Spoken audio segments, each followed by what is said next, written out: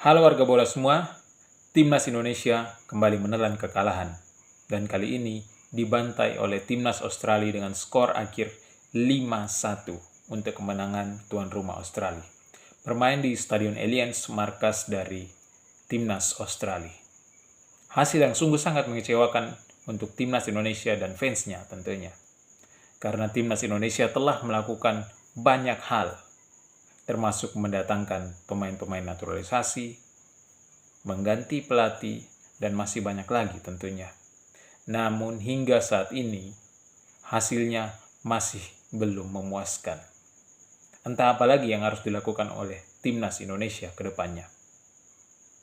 Dan yang lebih aneh lagi, pertandingan kali ini sungguh sangat membingungkan. Pemain-pemainnya bingung ketika bermain di lapangan, dan penontonnya pun bingung dengan apa yang diterapkan oleh pelatih Timnas Indonesia, Patrick Kluivert, pada timnya, Timnas Indonesia. Nah, semua itu akan kita coba bahas dalam video kali ini. Itu tadi kata pembuka. Halo teman-teman, selamat datang kembali di channel YouTube ini, dan masih bersama saya Anton R. Tentunya masih seputar sepak bola. Ya, kita akan ngobrolin bola tipis-tipis. Dan dalam video kali ini, saya akan kembali membahas tentang Timnas Indonesia yang baru saja menelan kekalahan atas tuan rumah Australia dengan skor akhir 5-1. Sungguh sangat mengecewakan tentunya. Namun yang menarik di sini, bagaimana Patrick Kluivert dan Timnas Indonesia berani bermain terlalu menyerang sejak awal. Ini yang sungguh sangat membingungkan saya, teman-teman. Sehingga saya perlu bahas kali ini. Buat saya, bermain menyerang itu tidak ada masalah. Itu normal-normal saja, itu wajar-wajar saja dilakukan. Namun yang saya lihat kali ini, Timnas Indonesia bermain terlalu menyerang. Entah overconfident kah, entah memang itu strategi yang diinginkan oleh Patrick Kluivert. Saya pun bingung, teman-teman. Bukankah seharusnya Patrick Kluivert bermain lebih adaptif, lebih melihat kondisi, lebih melihat keadaan? Karena ini Timnas Indonesia adalah tim yang baru pertama kali dia tangani. Ini pertandingan pertamanya. Dan kekuatan musuh pun belum terlalu dia pahami. Belum terlalu dia ketahui kekuatan dari Timnas Australia. Kekuatan timnya saja, Timnas Indonesia, belum terlalu dia pahami. Apalagi kekuatan lawan. Lalu kenapa dia berani terlalu bermain menyerang? Bukankah harusnya dia adaptif dulu, bermain adaptif beberapa menit untuk mengetahui bagaimana kekuatan timnya dan bagaimana kekuatan lawannya? Harusnya begitu.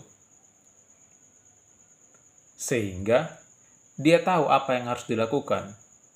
Bukan hanya bermain menyerang. Memang bagus. Permainan timnas kali ini ada bagusnya, teman-teman. Ada positifnya. Positifnya adalah kita tahu bagaimana cara kita menyerang. Berbeda dengan kemarin-kemarin. Kemarin-kemarin kita bermain terlalu low block, terlalu bertahan, begitu. Kita lebih mengandalkan pertahanan ketimbang penyerangan. Nah, kali ini positifnya kita tahu cara kita menyerang. Dan kita tahu arahnya. Termasuk kita tahu siapa di depan, pemain di depan. Ya termasuk oleh Romeni. Begitu. Pemain yang bisa kita andalkan di lini depan. Namun sayangnya, Patrick Kluivert sejak awal tidak berani, tidak mau mungkin bermain adaptif. Harusnya bermain adaptif dulu. Kita mengetahui bagaimana kekuatan tim kita dan tim lawan. Begitu. Jangan tiba-tiba kita baru menangani suatu tim, tiba-tiba kita langsung ngotot untuk menyerang. Kan itu aneh buat saya itu. Aneh sekali. Nah, Kita coba melihat bagaimana formasi pemain. Patrick Kluivert bermain dengan 3-4-3 yang diterapkan di timnas Indonesia. Di belakang ada Mads Hilgers, J. Ijes, dan Calvin Verdong. Nah, 3 di belakang ini menurut saya tidak ada masalah. Hanya memang pada saat pergantian, kenapa yang dimasukkan Sandy Walsh? Kenapa tidak memainkan Rizky Ridho saja? Yang justru lebih perform kalau di timnas. Dan pada akhirnya ketika Sandy Walsh cedera, ketika Sandy Walsh masuk menggantikan Mads Hilgers dan cedera juga Sandy Walsh, baru dimainkan Rizky Ridho sebagai pelapis ketiga. Itu aneh buat saya. Harusnya yang menggantikan Mads Hilgers adalah Rizky Ridho yang tepat. Begitu. Karena Rizky Ridho lebih perform ketika bermain di timnas. Jam terbang di timnasnya pun lebih bagus ketika dia bermain di posisi itu. Dan chemistry-nya dia dengan J. Ijes pun justru lebih bagus di pertandingan-pertandingan sebelumnya. Kenapa dia yang tidak diprioritaskan? Kenapa lebih memprioritaskan Sandy Walsh? Itu menjadi pertanyaan buat saya. Begitu. Berikutnya, di lini tengah. 3-4-3 tadi, 3 di belakang, 4 di tengah. Ada Kevin Dix, ada Tom Haye, ada Nathan, dan ada Dean James di kiri. Nah, menurut pandangan saya ya, Kevin Dix harusnya dijadikan pemain pengganti dulu. Lebih diutamakan Eliano Renders. Memang secara jam terbang, Kevin Dix lebih banyak jam terbang, lebih berpengalaman daripada Eliano Renders. Tapi Kevin Dix yang perlu kita ketahui adalah dia baru saja sembuh, baru saja pulih dari cederanya. Nah, pertanyaannya, kalau memang mau benar-benar menyerang, harusnya lebih memprioritaskan Eliano Renders. Karena di situ posisinya yang tepat jika memang ingin lebih menyerang, begitu. Nah, tapi kita tidak tahu ya bagaimana keadaan pemain, bagaimana keadaan ruang ganti. Nah, justru Patrick Kluivert yang lebih tahu tentang pemain-pemainnya. Nah, poinnya yang lebih siap, yang pastinya dimainkan oleh Patrick Kluivert. Tapi bagi saya, ya harusnya Eliano Renders yang lebih diprioritaskan. Mungkin saja Kevin Dix bisa dimasukkan pada babak kedua, gitu, menjadi pemain pengganti. Nah, kembali lagi, di lini tengah ada Nathan Chuaon, yang jelas-jelas jam terbangnya di klub pun kurang. Tapi kenapa lebih diprioritaskan? Bukankah di bangku cadangan ada Ivar Jenner, yang justru jam terbangnya lebih bagus, lebih berpengalaman juga, lebih baik juga ketika bermain di timnas. Ini yang menjadi pertanyaan buat Patrick Kluivert dan PR ke depannya. Kenapa dia lebih mengutamakan Nathan? Padahal secara jam terbang, Nathan jarang dimainkan di klubnya. Begitu. Dan pada faktanya ketika dia bermain di lapangan, menghadapi Australia tadi, lebih banyak blundernya. Banyak sekali blundernya. Termasuk penalti ya. Itu adalah blunder dari Nathan. Dan Nathan kurang kontribusinya di lini tengah timnas Indonesia. Malah lebih bagus, lebih banyak Tom Haye yang bergerak di lini tengah. Begitu. Ini yang patut menjadi evaluasi dan PR buat Patrick Kluivert ke depannya. Nah, kalau Dean James ya, saya rasa tidak ada masalah. Mungkin ke depannya ketika melawan Bahrain ada Orat Mangun juga bisa dicoba gitu. Nah, di lini depan yang perform justru hanya Ole Romeni, Rafael Struijk, Marcelino. Wah, kebingungan harus kemana, kebingungan. Mereka bingung untuk bermain dengan posisi seperti itu.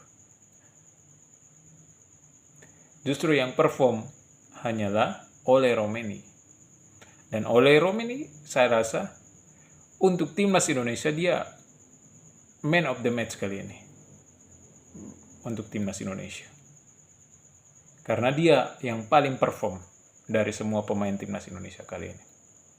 Nah, yang perform itu di lini depan ada Ole Romeni. Di lini tengah yang perform kali ini menurut saya ada Tom Haye. Hanya Tom Haye. Di lini belakang ada J. Ijes, Calvin Verdong yang perform. Mes Hilgers masih kebingungan posisinya antara J. Ijes dengan Kevin Dix. Kadang dia berbenturan dengan Kevin Dix. Entah apa yang terjadi ya dalam pertandingan kali ini. Pemain-pemain itu sedikit bingung dengan posisinya. Bingung. Yang bingung itu Rafael Struijk dengan Marcelino. Kebingungan. Posisinya bagaimana. Kevin Dix, Mes Hilgers, J. Ijes sering berbenturan. J. Ijes masih lebih cukup perform. Tapi Mes Hilgers dan Kevin Dix ini cukup kebingungan dengan posisinya. Yang saya lihat kali ini, dalam pertandingan kali ini. Entah apa yang terjadi.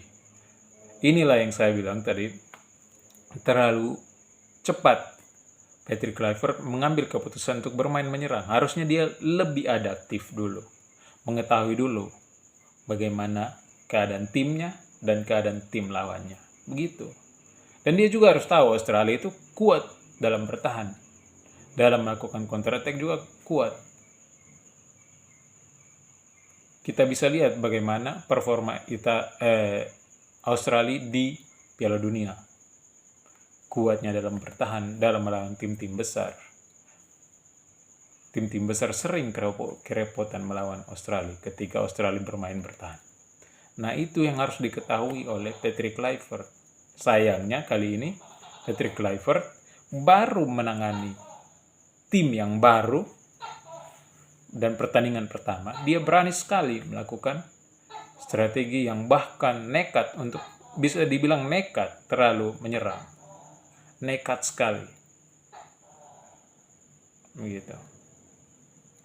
Nah, ini apalagi pemain-pemain timnas Indonesia ini jarang bermain. Dan kali ini sudah jeda berapa lama baru ketemu lagi.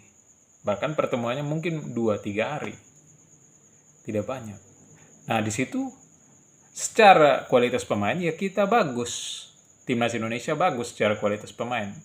Tidak diragukan lagi. Tapi sepak bola adalah permainan kolektif, permainan tim. Yang diutamakan adalah koordinasi antar tim. Nah, kita lihat Timnas Indonesia kali ini ketika melawan Australia masih kurang dalam permainan kolektif. Begitu. Masih kurang koordinasi antar tim, pemain-pemainnya masih bingung. Apalagi sebelumnya Timnas Indonesia tidak bermain dengan cara ini. Ini adalah strategi yang baru yang diterapkan di Timnas Indonesia oleh pelatih yang baru juga. Sebelumnya kita bermain dengan gaya bertahan. Harusnya Patrick Kluivert lebih memahami itu. Nah, ini adalah PR untuk Patrick Kluivert di pertandingan berikutnya ketika melawan Bahrain. Dan wajib untuk menang ketika melawan Bahrain karena bermain di GBK, markas dari Timnas Indonesia.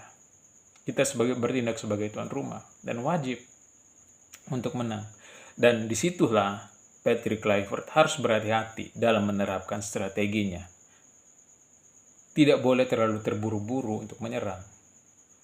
Mungkin saja Patrick Kluivert mengejar gol di menit-menit awal. Ya, tapi tidak seperti itu. Harusnya tidak seperti itu.